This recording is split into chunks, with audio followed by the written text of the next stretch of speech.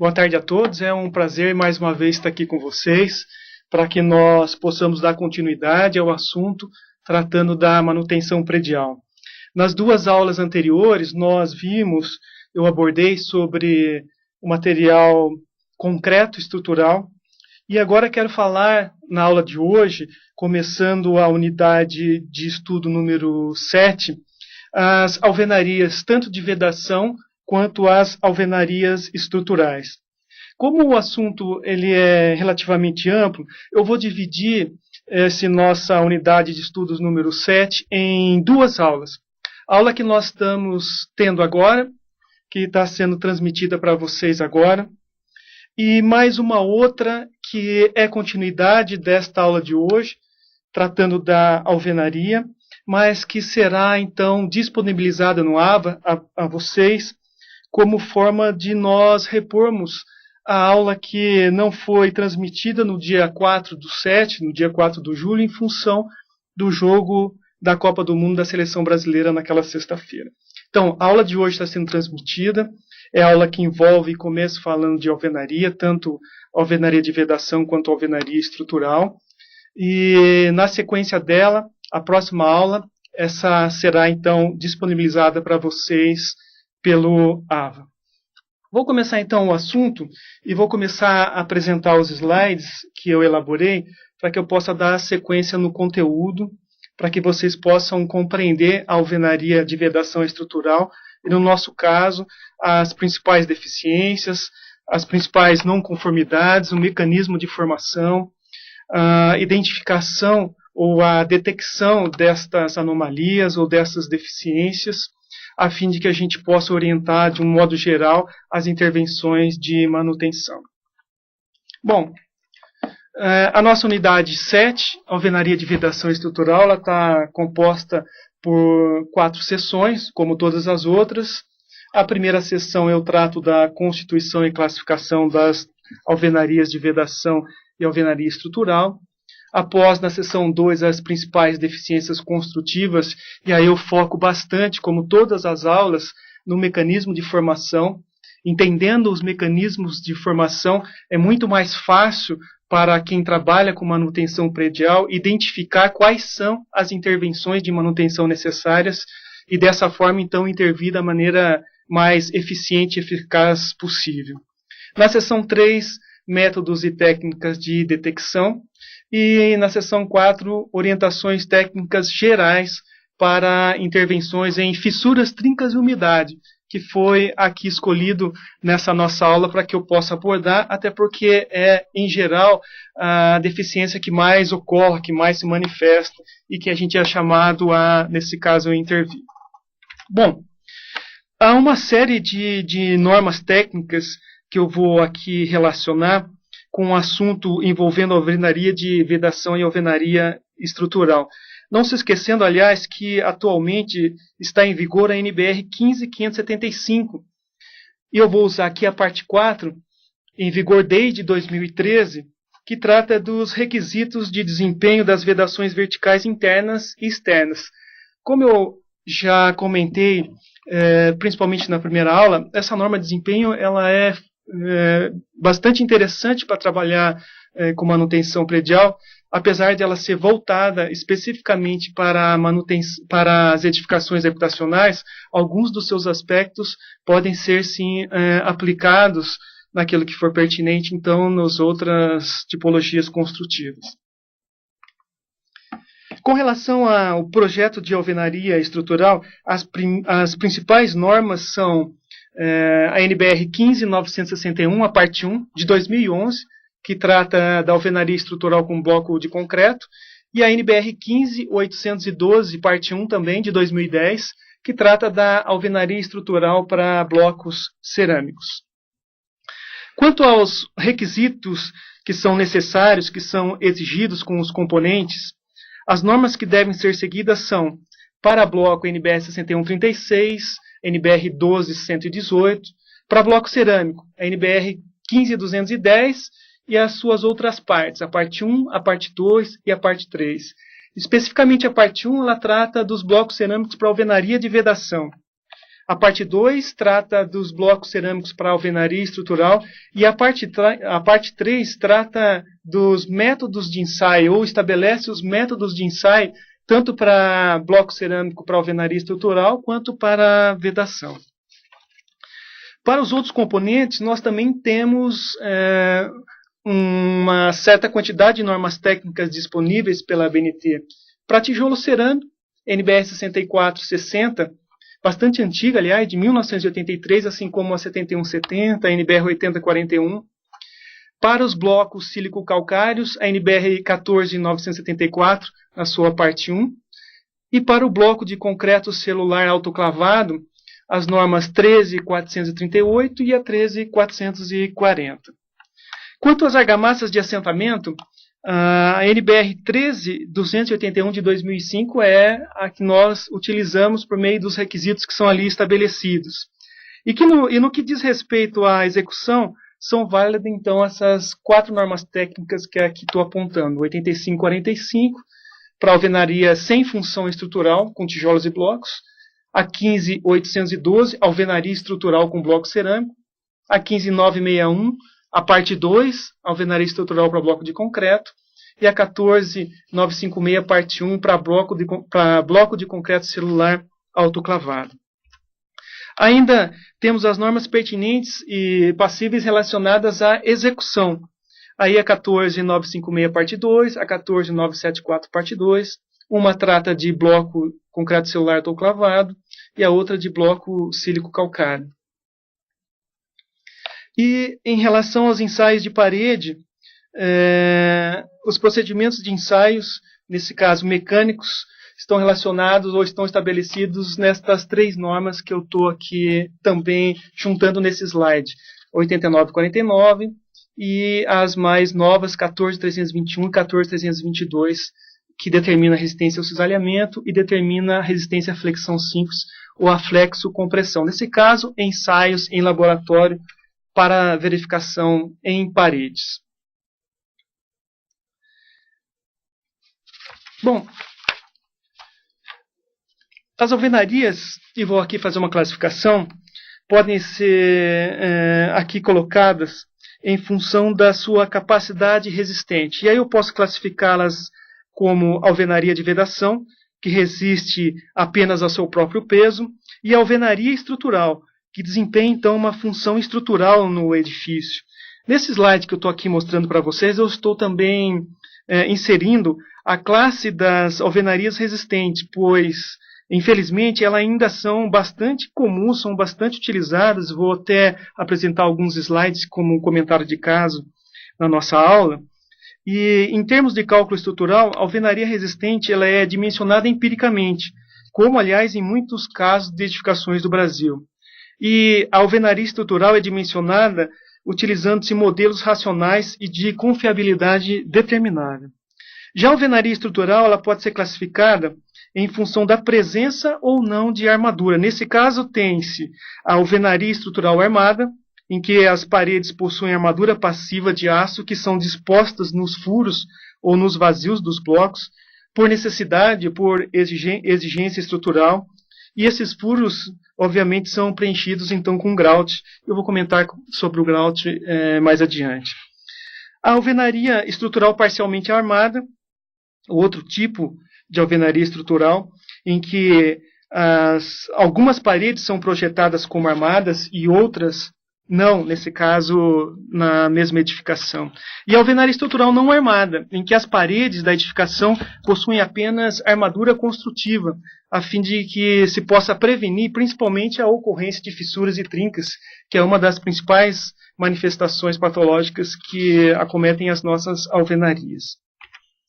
Nestas imagens, aliás, eu ilustro exemplos de alvenarias sendo elevadas com blocos cerâmicos, são 2 imagens ali à esquerda nesse nosso slide, e uma imagem do edifício até de alta altura, com boa altura, né, com 18 e 20 pavimentos, que está sendo executado com alvenaria estrutural com blocos de concreto.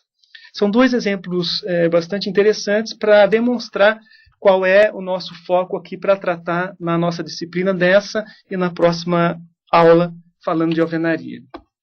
Bom, eu vou aqui apresentar a definição para alguns dos elementos importantes para a alvenaria estrutural, que são de uso comum nesse sistema construtivo, como, por exemplo, parede estrutural e parede não estrutural, a cinta como um elemento estrutural apoiado continuamente na parede, o coxim, o enrijecedor, que é um elemento vinculado a uma parede estrutural com a finalidade de produzir um enrijecimento na direção aí perpendicular ao seu plano, a viga, a verga e a contraverga. Esses dois últimos elementos posicionados na região superior das portas e janelas, das aberturas das nossas alvenarias, e a contraverga como elemento colocado sob o vão da abertura, obviamente numa janela. Mas eu vou tratar nessa unidade de estudo também das alvenarias de vedação, principalmente aquelas compostas por bloco cerâmico. Mesmo a alvenaria de vedação, ela pode ser projetada para a racionalização e a compatibilização dos usos de blocos com instalações prediais, instalações elétricas, instalações hidráulicas, e o sistema estrutural levando à redução do custo do serviço de alvenaria e, obviamente, minimizando a geração de resíduos ou a geração de entulhos em relação à edificação, né? Como no exemplo da imagem aqui que está sendo mostrada à direita, com um exemplo de alvenaria de vedação racionalizada, em que só se faz também a partir da elaboração de projeto para alvenaria de vedação, nesse caso racionalizada, como é o que eu estou inserindo nesse slide. Essa é uma parede de alvenaria de vedação, mas que foi aqui projetada para receber os blocos, a quantidade de blocos, a amarração dos blocos, as fiadas aqui que estão representadas, travadas ali nos dois pilares laterais, P1 e P2, que estão aqui representados nesse pequena parte de um projeto que trata da alvenaria de vedação, nesse caso racionalizada.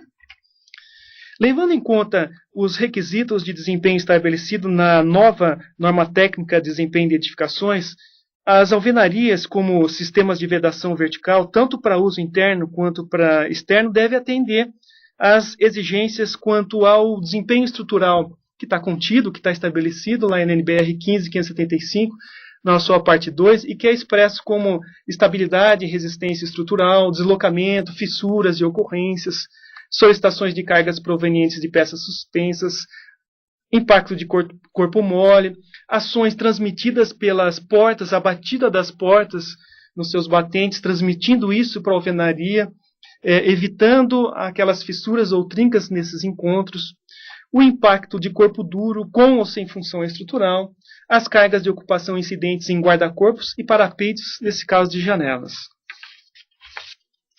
Deve atender ainda a outros requisitos com relação à segurança contra o incêndio, com relação à estanqueidade. Nesse caso, a estanqueidade expressa em termos de infiltração de água nas fachadas, chuva com o vento, umidade decorrente da ocupação do imóvel, as áreas molhadas e as áreas molháveis, que são termos definidos na norma de desempenho de edificações. Atender ainda os requisitos quanto ao desempenho térmico, adequação das paredes em relação à transmitância térmica e à capacidade térmica. Em relação ao desempenho acústico, nesse caso, os níveis de ruído permitidos, a diferença padronizada de nível ponderada promovida pela fachada, se eu estou tratando do edifício, ou se eu estou tratando de uma casa-terra ou um sobrado da fachada mais a cobertura, e a diferença padronizada de nível ponderado promovida pela vedação entre ambientes ou entre unidades no mesmo edifício. No que se refere à durabilidade do sistema de vedação vertical, com relação à ação de calor e choque térmico verificado para as paredes externas, que são submetidas, nesse caso, a 10 ciclos sucessivos de exposição a calor e resfriamento por meio de um jato d'água, esse é o procedimento de ensaio. As alvenarias, nesse caso, aqui tratando na nossa disciplina, mas envolvendo o que está estabelecido nas normas de desempenho, nesse caso a parte 4, não pode apresentar deslocamento horizontal instantâneo, maior do que uma altura H/300, esse é o critério de norma. A ocorrência de falhas como as fissuras, os destacamentos, empolamentos, descolamentos e quaisquer outros danos que possam comprometer a utilização do sistema de vedação vertical. Também atender e cumprir com a vida útil de projeto, estabelecida em projeto, denominada de VUP, e também atender aos aspectos relacionados à manutenibilidade. Bom, esse já é o caso de uma alvenaria que eu estou exemplificando, e eu vou começar a tratar então da alvenaria especificamente, da alvenaria de vedação estrutural, e eu vou dar como foco o bloco cerâmico e o bloco de concreto. Nessa unidade eu vou focar mais nos componentes e nas técnicas por serem de maior controle para as intervenções de manutenção, que é o nosso objetivo aqui na disciplina. E também por facilitar a compreensão dos principais mecanismos de formação das patologias nas alvenarias. Obviamente que os erros de projeto são também relevantes, ou seja, são também importantes, e muitas vezes tão graves, impactando em um custo bastante elevado para as intervenções de manutenção. Mas estes são sempre relacionados mais com a concepção das alvenarias e os procedimentos de cálculo. Vamos entender então as alvenarias compostas por componentes, que são os blocos e os tijolos, e que aliás correspondem entre 85% a 95% do volume da parede. As alvenarias compostas pela argamassa de assentamento, a convencional ou a industrializada, formando as juntas de assentamento horizontal, eu vou aqui apontar com a setinha de mouse, e as juntas de assentamento verticais, preenchidas ou não com argamassa. O grout, para preenchimento dos furos dos blocos ou das canaletas, que também pode ser convencional ou industrializado. E a armadura, aqui nesse exemplo, um vergalhão colocado num vazio ou num furo do bloco cerâmico, que tem uma função aí de desenvolver maior resistência para as paredes. Nessa foto, aliás, se pode ver as juntas de assentamento horizontal e vertical que estão sendo aqui preenchidas, que nesse caso está sendo utilizada cordões de argamassa como técnica de assentamento, nesse exemplo que eu estou utilizando aqui na nossa disciplina.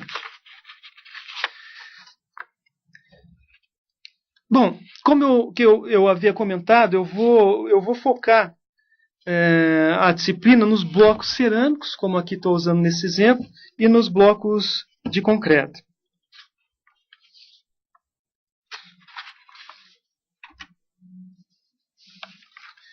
Os componentes, como aqui represento, são a parte mais importante para a alvenaria, pois, como eu havia comentado, eles ocupam grande parte da parede. E é o fator mais importante, é o fator preponderante para a resistência à compressão da parede.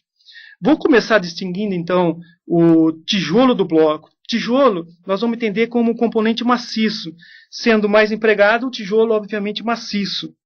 E blocos são componentes com furos.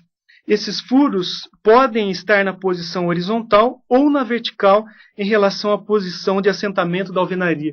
Vou apontar com uma setinha do mouse. Esse é um bloco com os furos posicionados na vertical e esse é um bloco cerâmico com os furos posicionados na horizontal. No Brasil, nós empregamos mais os tijolos e blocos cerâmicos e os blocos de concreto nas alvenarias de vedação e nas alvenarias estruturais. Os principais materiais que compõem os blocos são, como aqui elenco, a cerâmica, os blocos cerâmicos, os tijolos cerâmicos, o concreto, os blocos de concreto, os blocos sílico-calcário, ou também conhecido por bloco alemão, que é um componente produzido a partir da mistura de cal, areia e água, que são prensados e com cura realizada normalmente com vapor e alta pressão, e os blocos de concreto celular autoclavado, empregado para alvenaria de vedação, por ser, aliás, de fácil assentamento e baixo peso. E os blocos de solo-cimento, que eu vou focar aqui, como eu havia comentado, mais os dois primeiros, o bloco cerâmico e o bloco de concreto. Vou começar falando, aliás, dos blocos cerâmicos e as suas características para uma boa alvenaria. Como eu já apresentei no slide anterior, nos slides anteriores, os blocos cerâmicos eles devem atender a esse conjunto de três normas, NBR 15270, parte 1, parte 2 e parte 3, sendo que são exigidos os requisitos de identificação, nome, dimensões, a letrinha EST, que indica que é um bloco para fins estruturais, são exigidos ainda aspectos visuais, e são exigidos aí requisitos geométricos, físicos e mecânicos.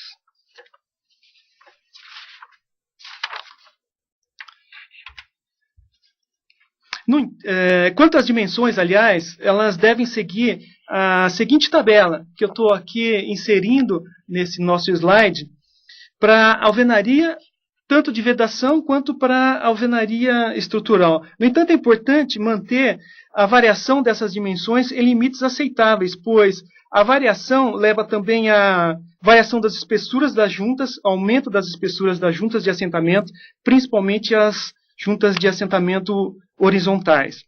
A variação, aliás, significativa da espessura das juntas pode levar à concentração de tensões em algumas regiões da parede ou da alvenaria, com a ocorrência, obviamente, de fissuras e trinca nessas alvenarias.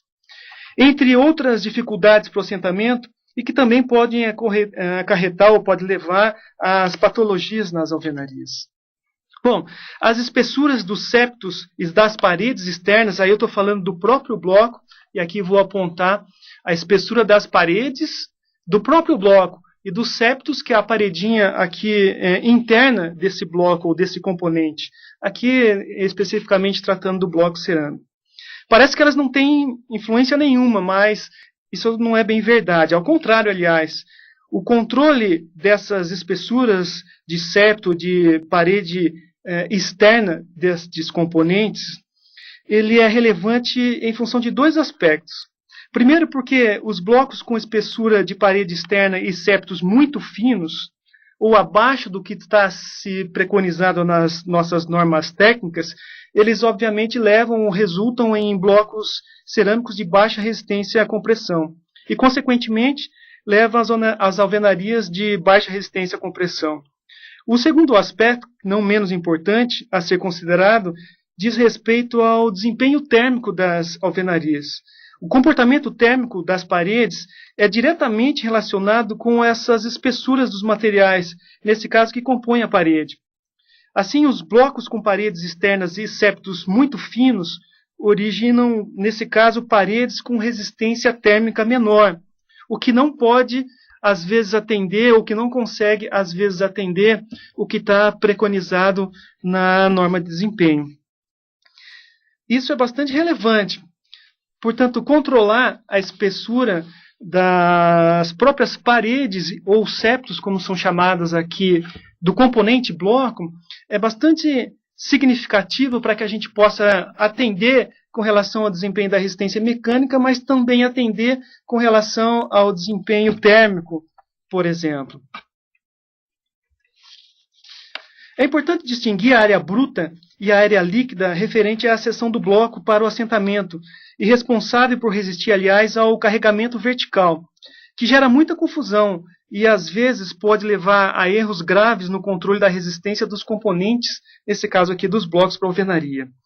Essa designação que eu estou aqui adotando, área líquida e área bruta, é o que nós utilizamos tanto para bloco cerâmico também quanto para alvenaria com bloco de concreto. A área bruta ela é calculada simplesmente multiplicando-se a largura e o seu comprimento. Portanto, a área bruta é aqui, como estou expressando, a multiplicação da largura pelo comprimento.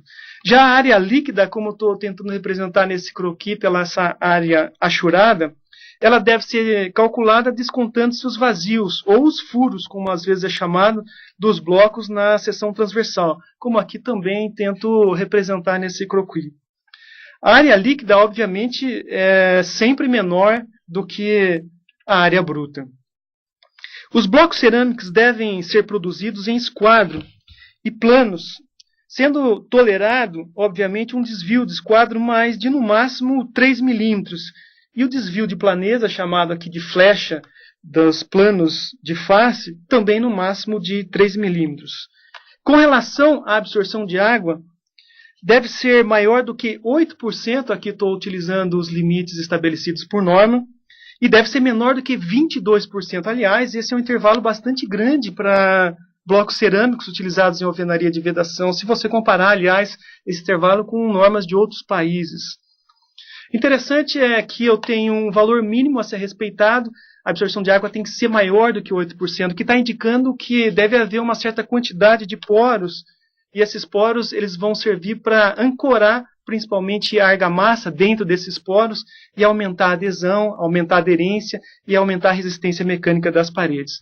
Mas também não pode ser maior do que 22%, porque influencia demais esse índice bastante elevado, principalmente com relação às anomalias associadas à durabilidade ou à passagem de água. Este aqui é um exemplo de uso de bloco cerâmico de vedação, aliás, mal queimado, que foi utilizado para revestir essas paredes. É uma parede externa, uma parede sem aplicação de argamassa, uma parede aparente, em que parte desses blocos que foram utilizados, parte dos blocos mal queimados, levava à desintegração desses blocos e proporcionava, ou seja, permitia a passagem de água para o interior da edificação. A solução, na verdade, aliás, como a gente está aqui mostrando que foi adotada, foi substituir um a um desses blocos que eram mal queimados e que se desintegravam, aliás, simplesmente ao toque e que permitiam aí a passagem da água de chuva, era uma parede externa para o interior da edificação. Esse é um exemplo que eu gostaria de trazer, que é bastante comum, principalmente nas nossas obras públicas contratadas por meio de licitação. Quanto à resistência à compressão, os blocos com furos na horizontal devem apresentar resistência maior do que 1,5 MPa. Eu estou aqui inserindo o que está estabelecido na nossa norma técnica.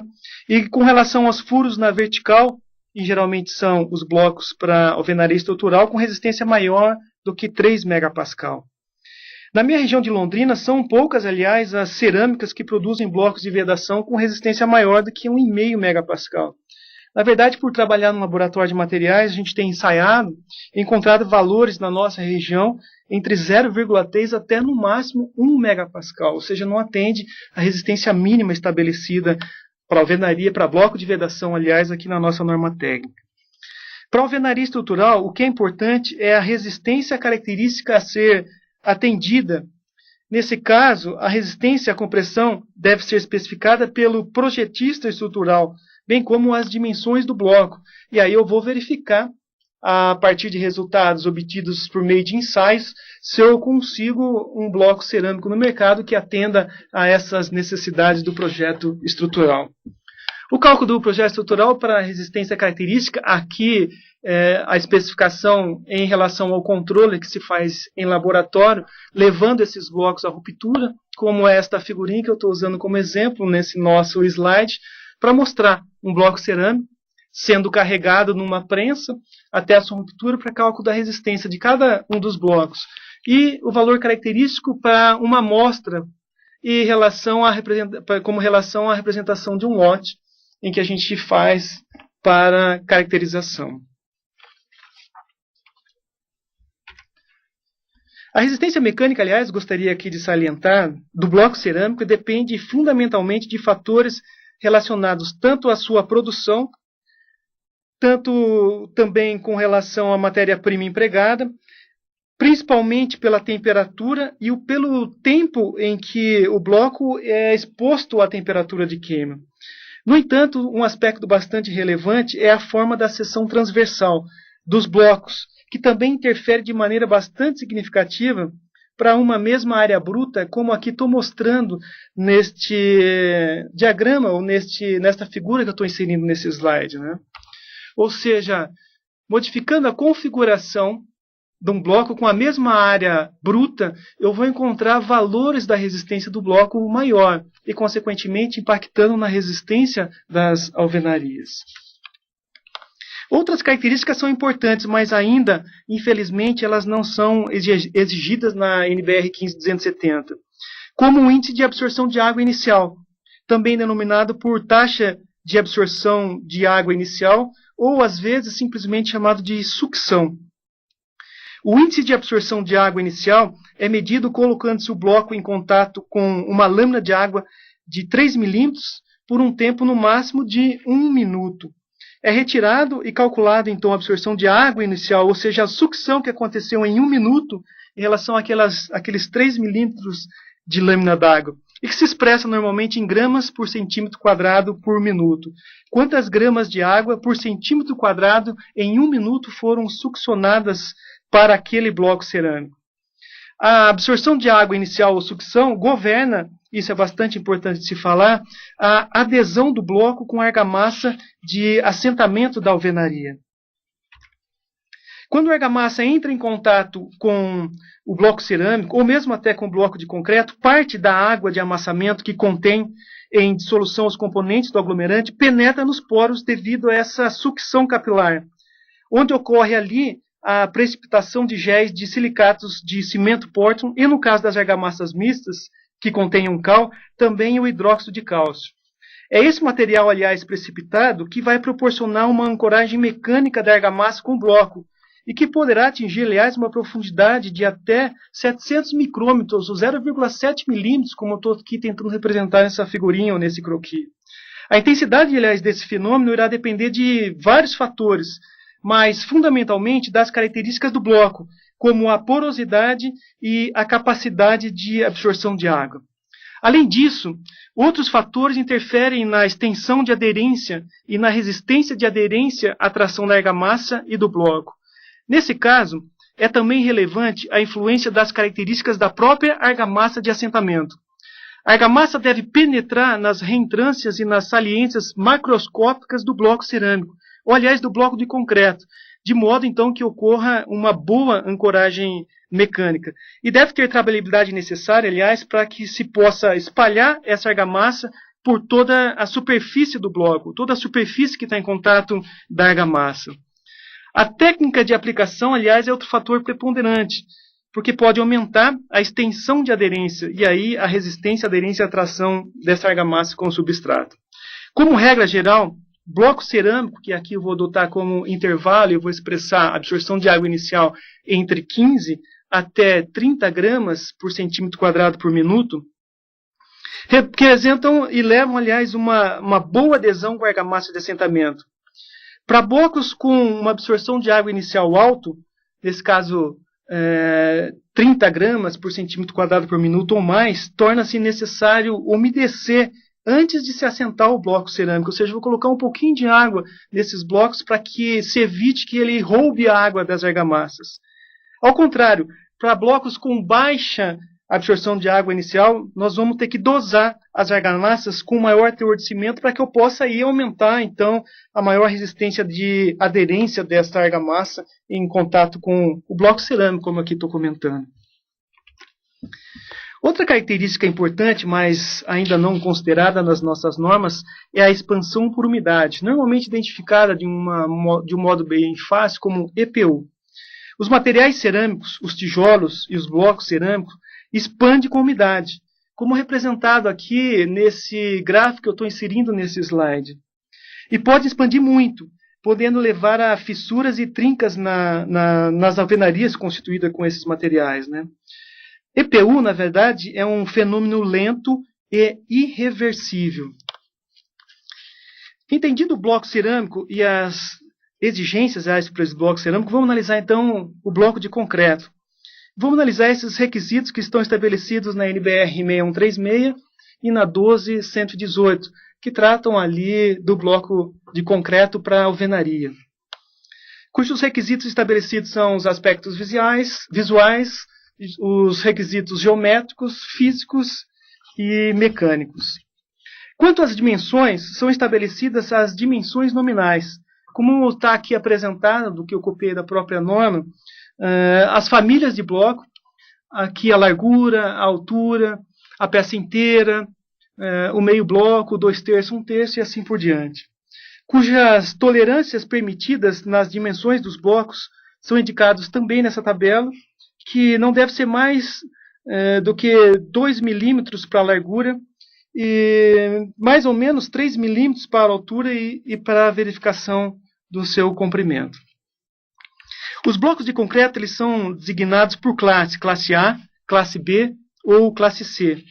E a espessura mínima de qualquer parede do bloco, aqui também tratando da parede, do bloco do componente, deve tender aqui a essa tabela 2 que eu estou inserindo nesse slide, cuja tolerância permitida nas dimensões das paredes é de 1 milímetro para cada valor individual, ou seja, vou controlar também a espessura das paredes dos blocos, dos componentes que eu estou recebendo para assentar nas alvenarias. Os blocos de concreto devem atender os limites de resistência característica à compressão, à absorção de água e à retração, conforme aqui estabelecido no que eu estou inserindo nesse slide, dessa tabela ou desse quadro extraído da própria norma técnica, né? A resistência característica do bloco deve ser determinada conforme eu apresentei aquela formulinha também para bloco cerâmico. E a especificação dessa resistência característica do bloco é de responsabilidade do projetista estrutural. E aí eu vou buscar no mercado um bloco verificado em laboratório que atenda a essa necessidade para que eu possa executar a edificação e atender à especificação de projeto. Quanto ao uso, permite-se o uso de bloco com função estrutural, a classe C, com largura de 90 mm, somente para edificações de no máximo um pavimento. Permite-se o uso de bloco com função estrutural classe C, com largura de 115 mm, para edificações de no máximo 2 pavimentos. Permite-se, aí estou comentando o texto da norma, o uso de blocos com função estrutural classe C, com largura aí de 140 a 190 milímetros, aí para edificações maiores de até 5 pavimentos. E os blocos com largura de 65 milímetros têm o seu uso restrito apenas para alvenaria sem função estrutural. Então, salientando aqui o que está apresentado nessa tabela em função da sua relevância, se estabelece como requisito a resistência característica à compressão axial, expressa em megapascal, a absorção de água e a retração por secagem, ou seja, blocos de concreto retraem, e retraem não mais do que 0,065% ou 0,65 milímetros por metro. Aliás, há diferenças bastante significativas nas propriedades entre os blocos cerâmicos e de concreto, que nos levam, aliás, a pensar em procedimentos diferentes para o projeto e a execução das alvenarias, tanto de vedação quanto as estruturais. Como eu quero aqui representar, blocos cerâmicos expandem em relação à umidade, e blocos de concreto, como tento representar nesse croquis aqui montado como um gráfico, eles retraem por secagem. Deve ficar claro isso, pelo menos, que a diferença quanto à variação volumétrica em esses dois componentes para a construção de alvenaria, tanto de vedação quanto estrutural, como aqui estou salientando. Os blocos cerâmicos eles expandem inicialmente em presença de umidade, também denominado como expansão por umidade, ou EPU. Esse fenômeno, aliás, é irreversível e muito lento. Quanto aos blocos de concreto, retraem em função da hidratação, da carbonatação e da perda de água por secagem. A retração ela ocorre de acordo com os mesmos mecanismos que eu já discuti quando falei em concreto estrutural nas aulas anteriores. A retração do bloco de concreto ela se manifesta de uma maneira diferente. Normalmente ela se manifesta nas primeiras idades, logo após a fabricação do bloco de concreto, ao contrário do bloco cerâmico, que vai se manifestar num tempo bastante prolongado. Uma pequena parcela, aliás, em relação a essa retração do bloco de concreto, ela é reversível e normalmente está relacionada com a variação higroscópica ali do ambiente em que está inserido aquela alvenaria. Exemplo dessas diferenças eu estou aqui utilizando a partir dessa tabela colocada, que caracteriza, aliás, o Código Europeu, a sua parte 1 de 2005, que trata do projeto de alvenaria estrutural. Fica bem claro aqui, e é caracterizado dessa forma, quando se estabelece o projeto, quando se projeta estrutura, alvenarias estruturais, aliás, com blocos de concreto e blocos cerâmicos, que as alvenarias com blocos cerâmicos, elas retraem. E as alvenarias estruturais com blocos... eu comentei ao contrário. As alvenarias compostas por blocos cerâmicos, elas expandem. Por isso, aqui nessa representação, o símbolo positivo. E as alvenarias com bloco de concreto, elas retraem, retração por secagem. Por isso aqui apontado o sinal negativo para caracterizar a retração ou a expansão por umidade ao longo do tempo. Bom, outra propriedade divergente entre o bloco cerâmico e o bloco de concreto está relacionado com a sua porosidade. O bloco cerâmico e o bloco de concreto apresentam, em geral, diferentes, aliás, propriedades físicas evidenciadas por uma sensível diferença na distribuição dos poros e na absorção de água. As imagens que eu estou aqui colocando nesse slide, ele mostra, essas imagens mostram esse aspecto superficial, tanto do bloco cerâmico, aqui vou indicar o bloco cerâmico e uma imagem ampliada, quanto o bloco de concreto, aumentado aqui 10 vezes na microscopia óptica. Pode-se observar essa grande diferença entre eles. Em geral, os blocos cerâmicos apresentam duas regiões bem distintas de poros. Apresentam poros grandes, macroporos, também microporos, ou poros bastante pequenos, ou seja, um maior volume total de poros. Já os blocos de concreto, eles apresentam uma grande concentração de aqui vazios grandes, como é possível identificar nessa imagem aqui ampliada.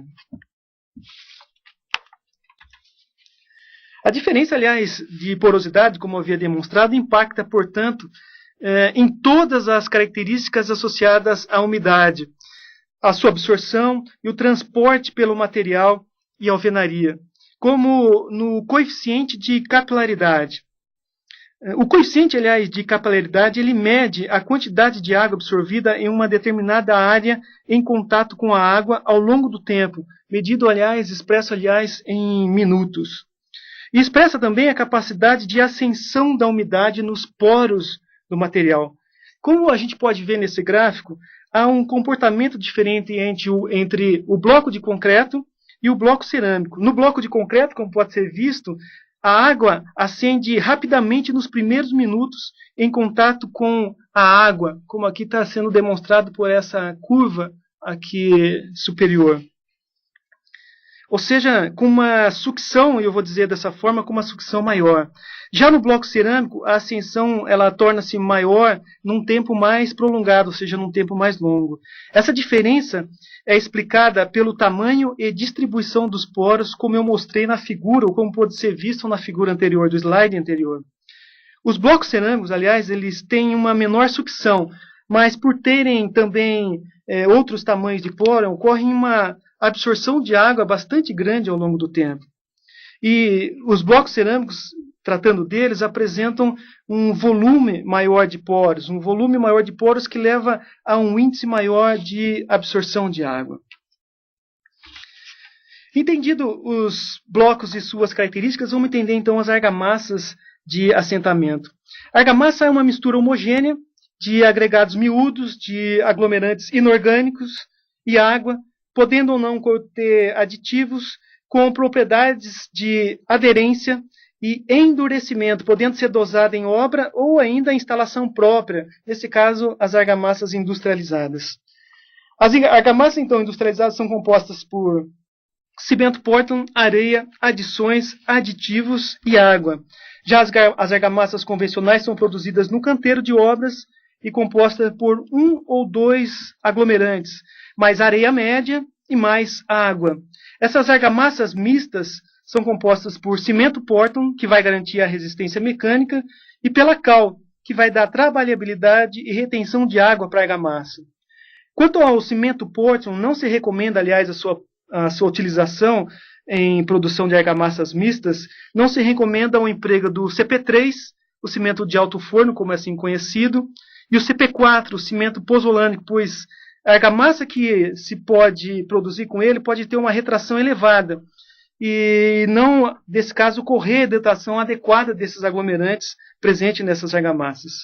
Quanto à cal, recomenda-se utilizar cal hidratada.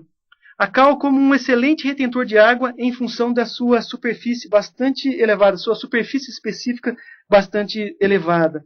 Com relação à areia, para a produção dessas argamassas, recomenda-se utilizar areia média.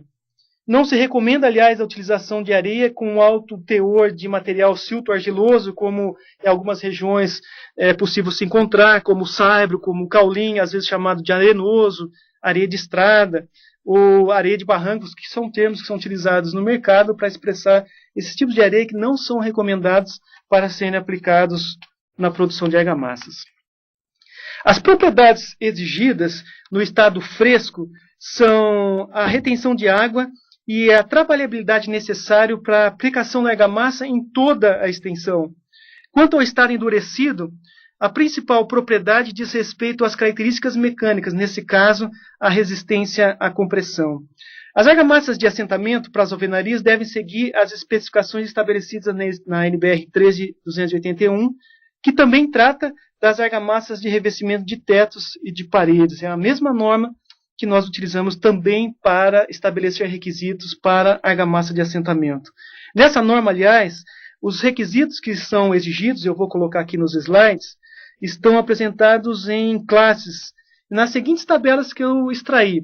A tabela 1, que trata da resistência à compressão, e ali tem as classes P1, P2, P3, P4, P5 e P6. A P1 com uma resistência à compressão menor ou igual a 2 MPa, e a P6 com uma resistência maior do que 8 MPa. A densidade de massa aparente no estado endurecido, como aqui vou apontar a setinha do mouse para a tabela 2, que foi extraída diretamente da norma, inserida aqui no slide para demonstrar para vocês. Outros requisitos também são exigidos e estão apresentados também em classe nas tabelas, e aí a tabela 3, que trata da resistência à tração na flexão, a tabela 4, que trata do coeficiente de capilaridade, a tabela 5, que trata da densidade de massa no estado fresco, a tabela 6, que trata da retenção de água, uma propriedade, aliás, uma característica bastante importante. A retenção de água é a capacidade da argamassa em reter a água contra a sucção exercida pelos blocos e pelos tijolos.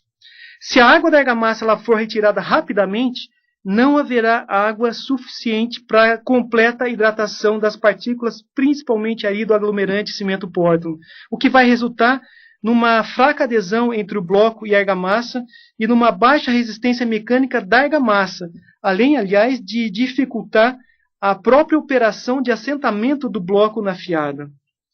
Na tabela 7, a resistência potencial de aderência à tração. A aderência é a capacidade, vamos entender dessa forma, que a interface bloco e argamassa possui de absorver tensões normais de tração e tangenciais, em caso de cisalhamento, sem que ocorra a ruptura entre eles. No entanto, essas tabelas, elas, bem na verdade, elas não têm sido, eu vou dizer assim, regularmente empregadas para as argamassas convencionais. Elas são, sim, bastante empregadas para as argamassas industrializadas. Se você observar, vem gravado na embalagem das argamassas industrializadas esses requisitos que são ali atendidos por aquela argamassa que está sendo adquirida, e aí pode ser corretamente especificado. O correto é que, para a definição da argamassa para a alvenaria, devem ser realizados com antecedências ensaios com os materiais dos mesmos fornecedores selecionados para a obra, a fim de que a gente possa comprovar o atendimento aos requisitos aí estabelecidos no projeto estrutural. Assim, os requisitos devem ser atendidos tanto para as argamassas convencionais como para as argamassas tradicionais. E o que mais se emprega ainda são os 4 tipos básicos para as argamassas convencionais, que estão estabelecidos aí não na norma brasileira, mas no que eu insiro aqui nesse nosso slide, nas normas americanas e na norma britânica para alvenaria, nesse caso estrutural.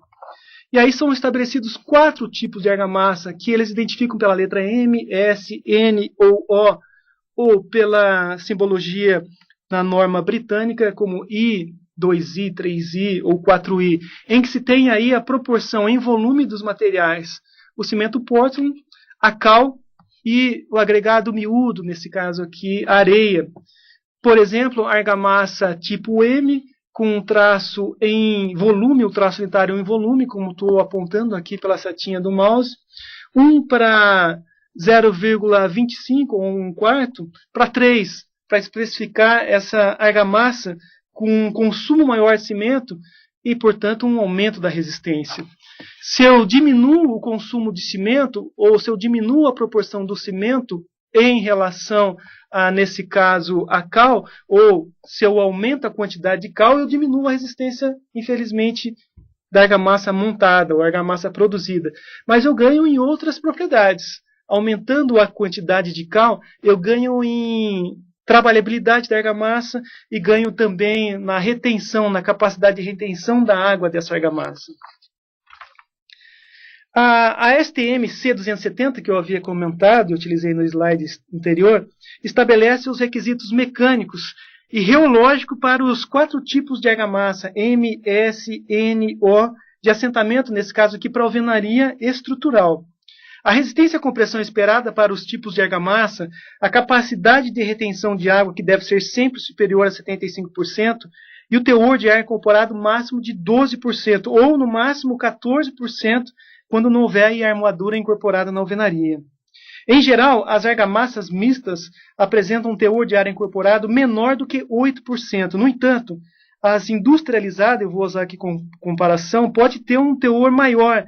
Em vista disso, deve ser investigado previamente por esse motivo, para não prejudicar a aderência, a resistência mecânica e principalmente a durabilidade. Já a norma britânica BS 5628, que eu utilizei aqui como referência, também para especificar as proporções entre os materiais, essa norma britânica estabelece apenas exigência quanto à resistência à compressão média. Aí, no caso, ela se refere aos 28 dias, que é bem próximo ao que está estabelecido na norma americana, que são utilizados largamente aqui no nosso país. Na prática da alvenaria estrutural com blocos cerâmicos, por exemplo, a BNT NBR 15812, estou usando como referência essa norma, estabelece que a resistência à compressão da argamassa de assentamento deve ser maior do que 1,5 megapascal, mas menor do que 70% da resistência do bloco cerâmico, nesse caso é medido em relação à área líquida. Outro componente que pode ser utilizado para a composição da alvenaria é o grout. Já é um termo aportuguesado, grout, que vem do grout, que é utilizado em inglês para expressar o mesmo material, né? O grout, também conhecido como microconcreto, é na verdade um concreto bem líquido, como aqui está sendo utilizado nessa imagem para demonstrar aqui o funcionário, um pedreiro, preenchendo os vazios aqui de um bloco de concreto com grout. Esse concreto líquido que é composto também por cimento Portland, agregado graúdo, agregado miúdo e eventualmente aditivos e água. É possível utilizar cal na produção do grout a fim de aumentar a coesão da mistura quando se utiliza areia, aliás, muito grossas. Nesse caso, o teor de cal não deve ser superior a 10%, esse é um limite máximo, em volume em relação ao cimento Portland para não permitir a corrosão da armadura.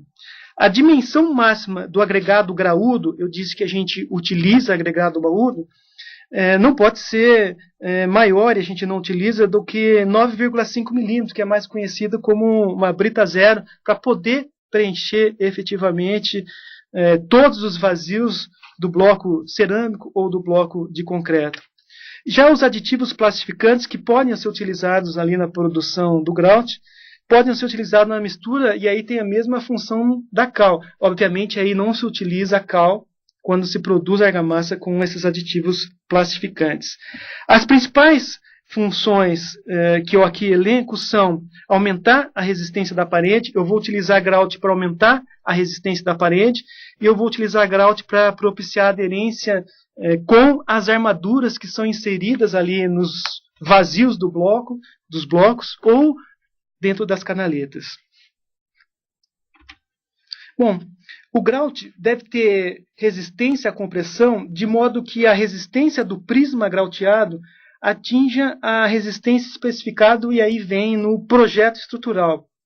Entretanto, como recomendação geral, a resistência à compressão do grout deve ser maior do que 15 megapascal, para favorecer aí a aderência com a armadura. E sempre menor, como aqui estou me referenciando, a resistência do bloco, e aí medida a resistência do bloco em relação à área líquida. Quanto às armaduras, estão posicionadas de modo vertical, ou na direção vertical, ou na direção horizontais nas alvenarias estruturais.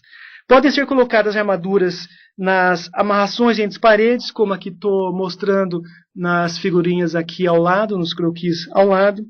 E também pode ser colocadas barras retas como armadura em juntas, ou no meio da argamassa de junta, com uma bitola, normalmente maior do que 3,8 milímetros, mas sempre menor do que metade da espessura da junta de argamassa de assentamento.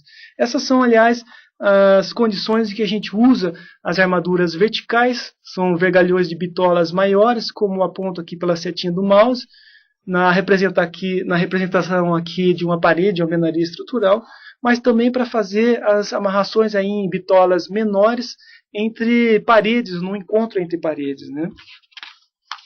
Atualmente tem-se utilizado também outras armaduras para outras finalidades, como, por exemplo, as telas eletrosoldadas produzidas com fios de aço galvanizado para ligação entre o pilar e a parede em alvenaria de vedação e para amarração entre paredes para as demais situações da alvenaria, como é o caso dessa imagem abaixo. A de cima é fixada por meio de um pino, essa telinha metálica num pilar de concreto, e descida essa tela na região da junta da argamassa de assentamento, fixando aí a alvenaria de vedação com um elemento estrutural, nesse exemplo nosso aqui, com um bloco de concreto, aliás, com um pilar de concreto.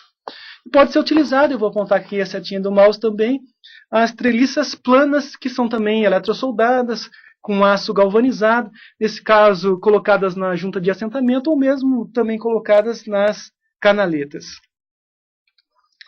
Conhecidos os componentes das alvenarias e seus principais requisitos para alvenarias sem patologias, vou discutir sobre a resistência das paredes.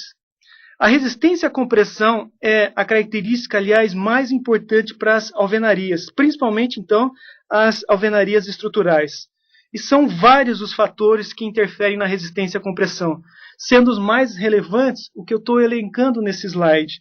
A resistência do bloco, ou se eu estou usando tijolo, a resistência do tijolo, a espessura da junta de assentamento horizontal, a resistência da argamassa de assentamento, a esbeltez da parede, o prumo e outras características geométricas. A bem na verdade, tanto a espessura quanto o prumo podem ser fatores atribuídos mais à qualidade da mão de obra empregada para executar as alvenarias. O principal fator que interfere na resistência à compressão, vou demonstrar aqui neste gráfico, das paredes, é a resistência do bloco ou do tijolo. Ou seja, como represento nesse gráfico, aumentando a resistência do tijolo ou do bloco, aí eu tenho o aumento significativo da resistência da minha parede, da resistência dessa alvenaria. A relação entre a resistência da parede e a resistência do bloco é denominada de fator de eficiência. Como aqui represento alguns desses fatores, vou usar o setinha do mouse também para apontar, alguns desses fatores para alvenarias com tijolo cerâmico, com tijolo de concreto, com bloco de concreto ou com o bloco cerâmico. Pode-se observar que o fator de eficiência é geralmente maior para as alvenarias compostas por blocos, como aliás foi verificado e expresso nesse gráfico aqui na lateral. E conforme aumenta a resistência do bloco, diminui geralmente esse fator de eficiência, chamado fator de eficiência. Outro fator de grande relevância na resistência da parede é a espessura da junta de assentamento, em especial a junta de assentamento horizontal da alvenaria. A junta deve ter uma espessura adequada, a fim de que os blocos não se toquem e possam absorver deformações das alvenarias, bem como ocorra um estado de confinamento necessário para que a argamassa não se rompa e possa, então, contribuir com a resistência mecânica do conjunto. Aí a resistência mecânica do conjunto estou chamando resistência da alvenaria. Para a alvenaria estrutural, a espessura ideal da junta de assentamento, essa junta horizontal, tanto, vou também aqui tratar a vertical, é de 10 milímetros, com variação máxima de mais ou menos 3 milímetros, como represento nessa nossa figurinha aqui ao lado. Exceto as juntas horizontais da primeira fiada, e vou apontar aqui, estou assentando a alvenaria sobre uma laje de concreto, sobre o topo de uma viga de concreto já curada numa edificação, exceto as juntas horizontais dessa primeira fiada, o valor mínimo da espessura é de 5 milímetros e de no máximo 20 milímetros, ou seja, é permitido que essa primeira junta possa variar entre 5 e 20 milímetros, mas as demais não. As demais juntas que compõem as fiadas, o ideal seria que tivesse uma espessura de 10, sendo admissível, ou seja, tolerado, uma variação aí de mais ou menos 3 milímetros. O gráfico à direita, aliás, que é bastante relevante, eu gostaria aqui de comentar, expressa essa redução na resistência da alvenaria em função do aumento da espessura de junta, de assentamento da alvenaria, comparando o comportamento com tijolo e bloco cerâmico.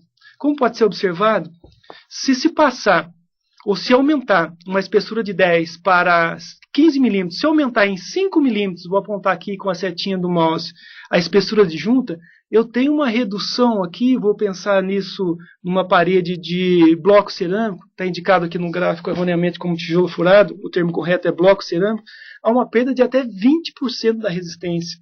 Se eu passar da espessura de junta de 10 milímetros, sendo a ideal, para 20 milímetros, se eu aumentar mais 10 milímetros, estou apontando aqui com a setinha de mouse, eu vou ter uma perda de resistência da parede de até 40%. Essa, aliás, é uma perda significativa de resistência simplesmente por aumentar a espessura de junta, né? Ou por descontrole do material que recebo, que não pode variar demais, ou também por uma qualidade ruim da mão de obra em que assenta esses blocos cerâmicos ou blocos de concreto.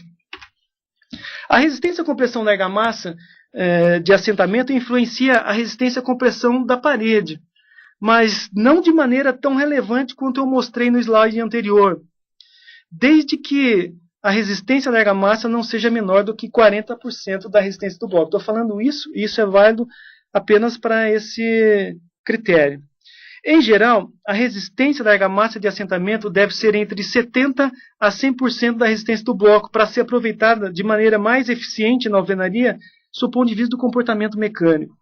Aumentando a resistência das unidades, eu tenho uma resistência, um impacto na resistência mecânica bastante grande, como eu havia comentei. Mas aumentando a resistência da argamassa, não há uma alteração tão significativa. É isso que eu gostaria aqui, nesse caso, de ressaltar por meio desse slide, ou desse gráfico inserido neste slide.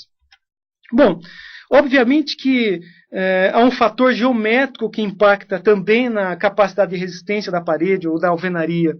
Há uma redução na resistência da parede devido à esbeltez da parede. A esbeltez é calculada por essa formulinha aqui que eu estou inserindo no slide. A esbeltez é calculada pela relação entre a altura e a largura efetiva, tanto para blocos de concreto quanto para blocos cerâmicos. A parede, a esbeltez das paredes é limitada para paredes não armadas, lambda menor ou igual a 24, para paredes armadas, esbeltez menor ou igual a 30, ou quando tiver uma esbeltez já maior do que 2, adicionar aí no projeto de cálculo, para quem trabalha com isso, momentos de segunda ordem. Esse é um critério adotado normalmente pelos calculistas, pelos projetistas estruturais. Mas a esbeltez da parede é um fator também preponderante, um fator importante para impactar, que vai influenciar na resistência da parede, ou na resistência à compressão da parede. Eu vou exemplificar aqui eu vou ilustrar, aliás, esses fatores por meio desse exemplo que eu estou aqui trazendo nesse slide. A ruína parcial, aliás, estou vendo aqui, a ruína parcial, o restante da edificação ainda está em pé, de uma construção com blocos cerâmicos em Maceió, Alagoas, que veio ruir em 2002. Ruína parcial, ou seja, uma parte da edificação, como aqui estou demonstrando, são fotos aqui colhidas após a ruína de parte dessa edificação. Nesse caso, pode-se notar que a alvenaria foi composta com assentamento de blocos cerâmicos de vedação. Não sei se é possível vocês enxergarem, são blocos cerâmicos de vedação assentados. E é sabido que blocos cerâmicos de vedação têm resistência à compressão muito baixa, sequer atendendo à resistência mínima para o bloco com 1,5 megapascal. Como é o caso, eu havia citado, aliás, na minha região da cidade de Londrina, em que a gente normalmente encontra uma resistência à compressão do bloco em 0,3 no máximo 1 megapascal. Mesmo blocos cerâmicos com resistência à compressão que pudessem atender ao mínimo, ou seja, que pudessem atingir 1,5 megapascal, que está estabelecido, mesmo assim poderia levar à ruína qualquer edificação, como é o caso aqui, de 4 pavimentos. Nesses tipos de edificações, a tensão de serviço na parede do pavimento térreo é da ordem já de 0,7 megapascal. Levando em conta o fator de eficiência, eu já expliquei o que é fator de eficiência, da ordem de 0,5 para blocos cerâmicos, e outros fatores que interferem na resistência da parede, como aqui já comentei, o coeficiente de segurança dessa edificação é próximo de 0, ou seja, a chance de ruína é elevadíssima, como exemplo aqui expresso, inserido nesse slide. O que pode se constatar também nesta imagem é a espessura grossa das juntas de assentamento horizontal. Como eu havia comentado, espessuras grossas, quanto maior a espessura da junta, menor a resistência da parede. Também se observa que não foram colocadas as cintas de amarração no respaldo das paredes junto às lajes. A laje já está assentada, ou está descansando, ou está apoiando diretamente sobre a alvenaria. E essas cintas de amarração são elementos estruturais bastante importantes para, principalmente, distribuição das tensões de uma maneira homogênea na parede ou no topo da parede. Os blocos aqui estão assentados, como é possível verificar, em pé. Esse é um padrão de assentamento chamado de assentamento em meia vez. E aí eu posso calcular esse PUTs da parede, que aqui parece que também contribuiu de maneira bastante significativa para a ruína parcial dessa edificação. Se eu estimar que o pé direito dessa edificação tem 2,70 metros e dividir pela espessura do bloco assentado 9 ou 10 centímetros, a espessura resultante vai ser 2,70 dividido por 9, esbeltez em torno de 30, ou seja, bem acima do valor máximo recomendado para alvenaria, eu vou entender então alvenaria estrutural, para paredes não armadas, como eu havia já também comentado. Vou usar alguns outros exemplos que ocorrem em outras regiões, não só ali em Maceió, do slide anterior, mas em muitas outras. E vou usar aqui como exemplo a região metropolitana de Recife, lá em Pernambuco. Eu vou adotar aqui alguns resultados que foram apresentados em 2008, onde se tem mais de 10 casos de desabamento nos últimos 10 anos da publicação desse trabalho, com 12 vítimas fatais, mais de 6 mil edifícios em risco construídos nas décadas de 1970 e 1980, que envolve, aliás, 250 mil moradores nessas edificações. Essa alvenaria, aliás, ela é denominada como alvenarias tipo caixão, lá na região de Recife, e ela é composta por blocos cerâmicos de vedação, com alguns podendo atingir uma resistência um pouco maior, mas não ultrapassando em torno de 3 megapascal, cuja probabilidade de ruína, aliás, está em torno de 1 para 500, uma probabilidade de ruína altíssima. Eu vou usar aqui alguns exemplos. Esse é o exemplo do edifício Aquarela, de 1997, construído em 1986, que veio a ruir em 1997. Não sei se vocês podem notar aqui o primeiro pavimento térreo todinho esmagado, né? Alvenaria esmagada. Outro exemplo, nesse caso, o edifício ainda em execução, conjunto residencial denominado de Bosque de Madeiras, ruiu em 1994. O edifício estava sendo executado da mesma forma como eu mostrei aquele slide em Maceió, com assentamento de blocos cerâmicos.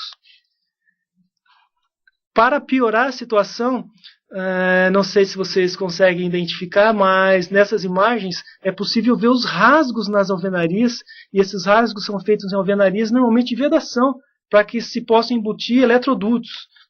Ou seja, o material já não apresenta resistência, as argamassas de junta têm espessuras grandes, a esbeltez da parede é ruim, não há cintas aqui para que se possam referenciar uma distribuição homogênea das cargas provenientes das lajes, e para piorar ainda se rasga as alvenarias, ou se diminui a seção das alvenarias para se embutir depois eletrodutos. Consequência disso é a ruína parcial, aqui como demonstrada nesse edifício de 1994. Ou ainda outras situações, como o edifício Érica, ou ainda como pode ser demonstrado aqui no edifício Sevilha, que é possível identificar nos blocos laterais uma faixa aqui pintada em azul, mas que neste que ruiu, ou seja, em que houve o esmagamento dessa faixa ou dessa região em que não se tem mais. Né? Ou seja, houve esmagamento de uma região dessa alvenaria junto à fundação dessa edificação. Esses são exemplos que eu estou trazendo para representar a diferença entre bloco cerâmico e utilizar bloco cerâmico para fins estruturais e a consequência disso em relação às alvenarias, ou como exemplo que a gente tem aqui no Brasil. Bom, vou tratar então de outras deficiências também. Além da ruína, vou resumir as principais deficiências que se manifestam nas alvenarias de vedação e nas estruturais, que são de interesse para nós aqui na manutenção predial em fissuras e trincas como não conformidades mais comuns devido a diferentes causas, como recalque diferencial da fundação, carregamentos, deformações dos elementos estruturais, deformações dos componentes, dos blocos, dos tijolos, etc. E a umidade, com a formação de manchas de umidade, de bolor, de eflorescência. Com relação às fissuras, elas podem se apresentar de diversas formas, em painéis aqui de alvenaria. E tento expressar isso em um painelzinho de alvenaria, como se configura essas fissuras e trincas na alvenaria. Pode ocorrer, então, nas direções horizontal, ou pode ocorrer na direção vertical, pode ocorrer aqui na diagonal, ou uma combinação dela, pode ter no mesmo painel, numa mesma parede, fissuras ou trincas diagonais, e ainda combinada com fissuras ou trincas aqui diagonais. Quando são verticais ou diagonais, elas podem ser retas, atravessando os componentes, como aqui configurado e apontado aqui na setinha do mouse, ou pode ter um aspecto aí escalonado, que passa então pelas juntas, como aqui estou apontando pela setinha do mouse. Sendo que a forma da fissura é influenciada por diversos fatores, incluindo a rigidez relativa das juntas com relação às unidades, a presença de aberturas ou outros pontos de fragilidade, a restrição das paredes ou a restrição imposta à parede e, obviamente, a causa das fissuras que aqui vou comentar. Mas antes disso, eu gostaria de classificar as fissuras, como eu havia feito também para concreto estrutural. Nesse caso, eu vou classificar as fissuras em relação a aberturas para alvenarias. Diverge um pouco daquilo que eu adotei para concreto armado, devido às fissuras e trincas que se manifestam nas alvenarias serem de aberturas bastante maiores, ou seja, são aberturas mais significativas.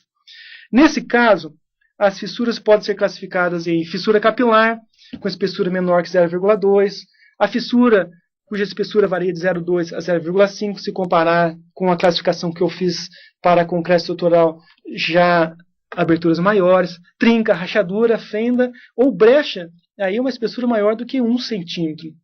Com relação à classificação, podem ser fissuras ativas, como aquelas que apresentam variações de abertura em um determinado período de tempo. Por exemplo, fissuras devido à variação da temperatura, ou fissuras com abertura crescente, como é o caso das fissuras originadas por recalque de fundação, ou as fissuras inativas, ou também chamadas de fissuras estabilizadas, que não apresentam variação de abertura ou mesmo de comprimento ao longo do tempo.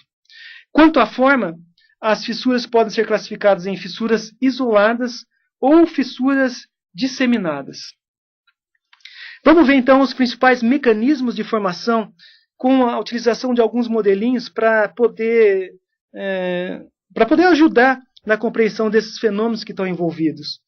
Vou agrupar aqui as principais causas em efeitos externos, atuação de cargas variáveis e a movimentação das fundações, a interação com outros elementos estruturais, as deformações excessivas, por exemplo, e a variação volumétrica do próprio material, ou dos materiais que compõem a alvenaria, com relação à retração, com relação às mudanças de temperatura, a variação de temperatura e também a variação de umidade. Vou aqui utilizar a classificação das causas, e vou usar os modelinhos aqui nesses slides, a partir, e vou usar como fonte de referência, a dissertação aqui defendida por Hernani Magalhães, em 2004, cujo título é Fissuras em Alvenarias, Configurações Típicas e Levantamento de Incidências no Estado do Rio Grande do Sul. Vou adotar aqui essas figurinhas que estão inseridas nessa dissertação, que elas são bastante didáticas e facilitam a compreensão dos mecanismos que estão ali envolvidos. As fissuras e trincas, elas podem ter como uma das causas a sobrecarga nas paredes ou o carregamento à compressão excessivo. Quando as alvenarias estão sujeitas a carregamentos de compressão, surge na interface entre o bloco e a junta de assentamento um esforço de tração transversal, que origina as fissuras e trincas, então, verticais, que são paralelas ao eixo de carregamento, principalmente nas paredes cegas. Paredes cegas são entendidas aquelas paredes sem aberturas, sem janelas ou sem portas, que é exatamente o modelinho aqui que eu estou inserindo nesse slide. Em função disso, pelo efeito de Poisson, as argamassas elas deformam-se muito, deformam-se, aliás, na direção transversal. Devido à aderência entre o bloco e a argamassa, essa deformação transversal da argamassa gera tensão de tração horizontal na face do bloco, levando então à ocorrência de fissuras e trincas verticais, como aqui está mostrado nesse modelinho, nesse nosso slide. Já quando ocorre a ruptura dos blocos de alvenaria e da junta de argamassa devido ao carregamento excessivo, por compressão ou mesmo por solicitações de flex compressão da parede, vou daqui a pouco mostrar um exemplo, surgem fissuras ou trincas horizontais como representado nesse modelinho. Nesse caso, é preponderante a baixa capacidade de resistência do bloco ou da argamassa, uma vez que vai ocorrer o esmagamento do bloco ou o esmagamento da argamassa. Com relação às solicitações de flexo-compressão nas paredes, elas podem ser causadas por carregamentos geralmente excêntricos, que aí geram fissuras horizontais na face tracionada na parede, ou geram ruptura aí sim nas faces comprimidas da parede. Esse é um exemplo que eu já trouxe, mas em que há o esmagamento da alvenaria em função da flecha excessiva de uma laje de concreto armado sobre essa alvenaria de vedação, né? Que, aliás, a correção desta alvenaria foi abrir ou retirar aqui uma porção na extremidade superior para que essa alvenaria pudesse ter um vão ou uma junta impedindo que essa deflexão excessiva pudesse esmagar essa alvenaria e provocar essa ruptura na alvenaria, como já comentei também em aula anterior. Ou em outro exemplo que eu também havia comentado, surgem aí desplacamentos, surgem esmagamentos dos blocos cerâmicos e surgem normalmente trincas na direção horizontal. Bom, há fissuras e trincas originadas também por sobrecargas verticais, aí no caso concentradas e provenientes de apoio sobre a alvenaria. Pela ausência da execução de um coxim para receber uma viga, a fim de que se possa apoiar essa viga na parede. O exemplo na lateral, ou esse croquis na lateral, é exatamente um modelo de um croquis, de um coxim em concreto, para que se possa apoiar um elemento estrutural com uma carga aqui concentrada e este coxim, o elemento de concreto, possa distribuir de uma forma homogênea para a alvenaria. Quando não se tem esse coxim, ou seja, quando há uma carga concentrada, em geral, a configuração das fissuras ou trincas apresenta-se como nesse modelinho aqui do slide que eu estou inserindo. Nas alvenarias com aberturas, com portas e com janelas sujeitas a sobrecargas, estão sujeitas aí a concentração de tensão nos vértices destas aberturas, nos vértices das janelas ou nos vértices da porta, com ocorrência de fissuras e trincas que são isoladas e que partem geralmente destes vértices, como aqui represento. Para o caso do peitoril das janelas, podem ocorrer também algumas fissuras ou trincas, nesse caso posicionadas na vertical, estou apontando aqui com a setinha do mouse, no meio do vão, no meio ali do peitoril da janela. Com relação às fissuras e trincas originadas por movimentação dos elementos da fundação da edificação podem ser provocadas por recalques, segundo um eixo principal, como representado aqui nesta figurinha.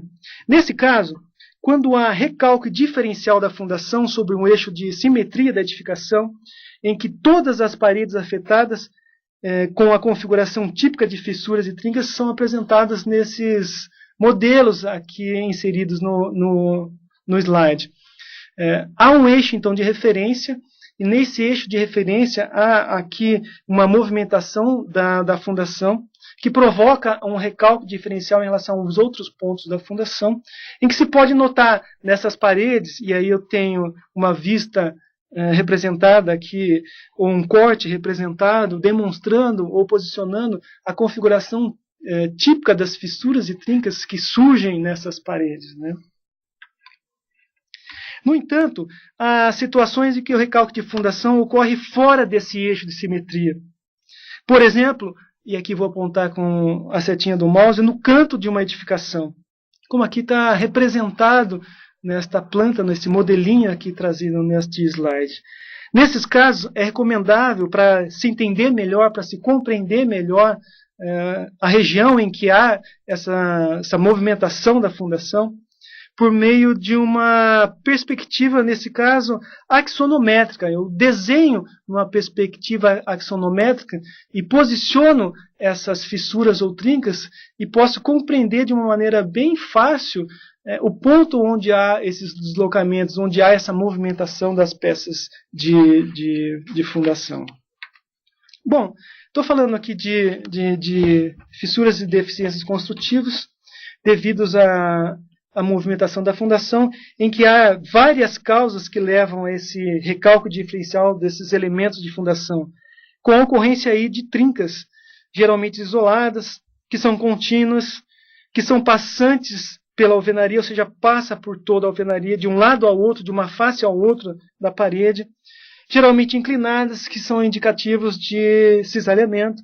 Como exemplo aqui, nesses 3 modelos identificados neste slide que eu estou utilizando para expressar essa movimentação da fundação. Nesse modelinho há trincas na alvenaria que são devidas ao recalque diferencial por consolidação distinta do aterro carregado. Já no modelinho B, as trincas na alvenaria são devidas ao assentamento das fundações sobre seções de cortes e aterro. No C, as trincas na alvenaria são devidas ao recalque diferencial da fundação por falta de homogeneidade do solo de fundação. E no modelinho D, as trincas são provocadas por recalque diferencial da fundação, cujo rebaixamento do lençol freático, resultante do corte realizado aqui num terreno vizinho, levou aí ao recalque diferencial das peças de fundação que suportavam esta alvenaria. As imagens do próximo slide, que vou aqui demonstrar, eles configuram tipicamente as fissuras e trincas que se manifestam numa parede de alvenaria estrutural com blocos cerâmicos. E nesse caso, há uma peça, um elemento estrutural de apoio, apoiado em 3 pontos, sendo que um dos pontos para a simulação de recalque diferencial e para se verificar qual é a configuração típica dessas fissuras e trincas pudesse ser observado. Portanto, há uma alvenaria de vedação estrutural, com aberturas ou não, com janelas, com portas ou paredes cegas, em que se faz uma simulação num dos pontos de apoio. Nesse exemplo, esse elemento estrutural, essa viga estrutural de concreto armado, era apoiado em 3 pontos, 2 pontos laterais e um ponto central.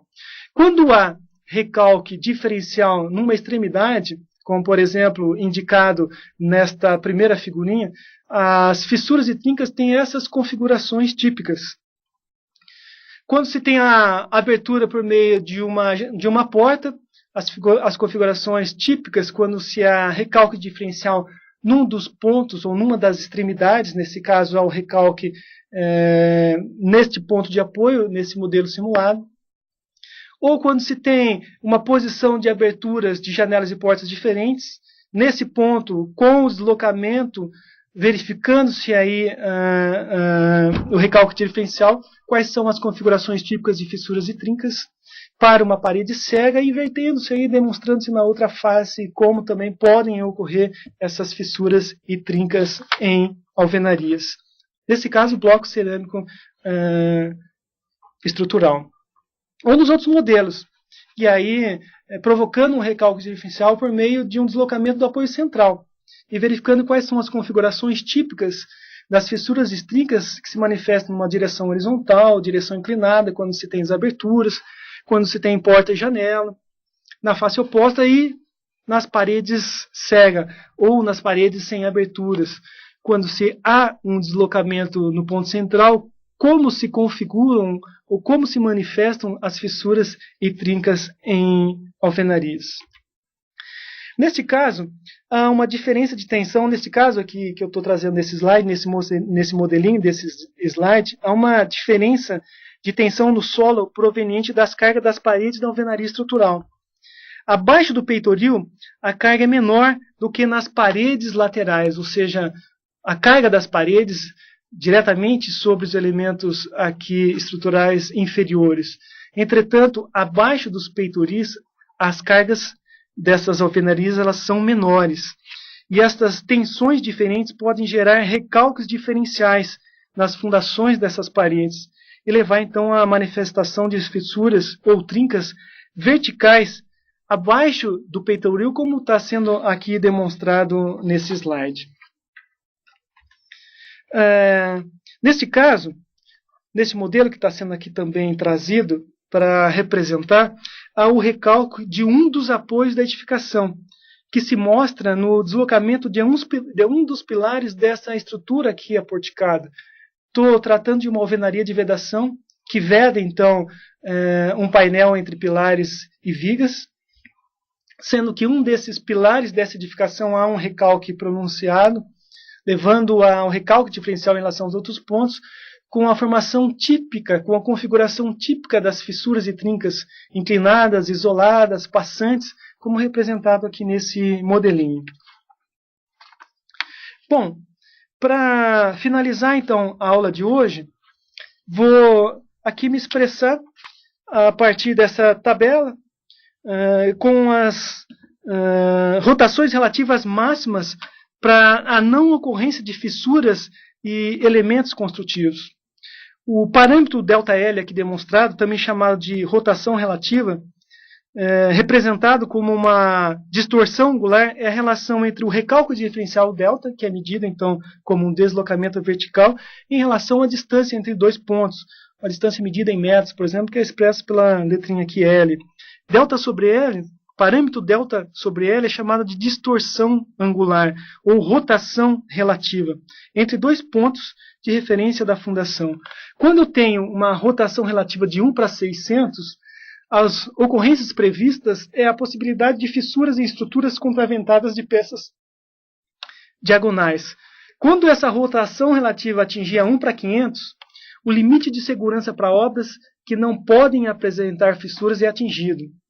Quando essa rotação relativa atinge a 1 sobre 300, a possibilidade de ocorrência das primeiras fissuras em alvenarias e paredes em geral.